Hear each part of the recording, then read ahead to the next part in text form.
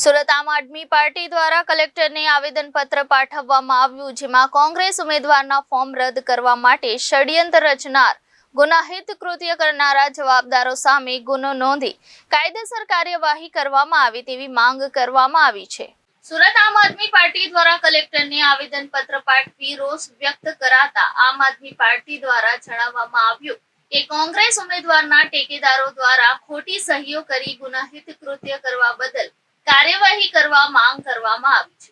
આપ દ્વારા આવેદનપત્રમાં જણાવવામાં આવ્યું કે સુરતમાં લોકશાહીની હત્યા કરી મતદારોને પોતાના મત હકથી વંચિત રખાતા જવાબદારો સામે ફરિયાદ દાખલ કરી કાર્યવાહી કરવામાં આવે। મારું નામ મનોજ સોરઠિયા છે।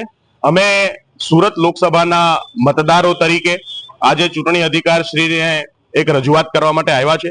જે રીતે સુરતની અંદર સુરત લોકસભા સીટ ઉપર તમામ વિપક્ષી સામે પક્ષે જે દાવેદારો જેટલા પણ ઉમેદવારો હતા એમને કોમ્પ્રોમાઇઝ કરીને બેસાડીને આ ચૂંટણીની આખી જે પ્રક્રિયા છે એનું અને લોકતંત્રનું જે ચીરહરણ કરવામાં આવ્યું છે એના વિરુદ્ધમાં ફોજદારી ગુનો દાખલ થાય એવી માંગ સાથે આજે અમે ચૂંટણી અધિકારી શ્રીને મળવા માટે આવ્યા છીએ। ગત જે કઈ ઘટનાઓ ઘટી એની અંદર કોંગ્રેસના ઉમેદવારે એક ફોર્મ રજૂ કર્યું છે, જેની અંદર જે દરખાસ્તકર્તાઓ છે એની સાઈનો ખોટી છે અને એ ખોટી લાગી રહી છે। એના આધારે કલેક્ટરશ્રીએ ચૂંટણી અધિકારીશ્રીએ પોતાના ઓર્ડરની અંદર એમનું એને અનુસંધાને ફોર્મ રદ કર્યું છે।